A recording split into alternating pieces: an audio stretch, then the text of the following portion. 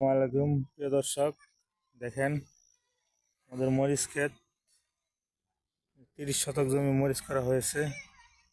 এই দেখেন অনেক মরিচ ধরেছে, অনেক মরিচ আপনাদেরকে দেখাচ্ছি। এই দেখেন মরিচ গাছ, এই যে দেখেন মরিচ গাছে অনেক মরিচ ধরেছে। এই দেখেন মরিচ, এই মরিচ সামনে নিয়ে যাচ্ছি। দেখেন মরিচ, মরিচ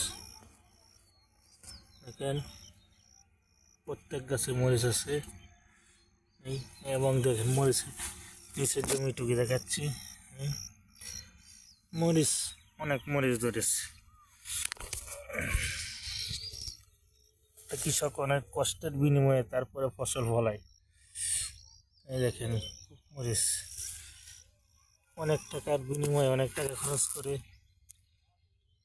তারপরে এ পর্যন্ত মরিচ গাছ মরিচ ধরেছে। দেখেন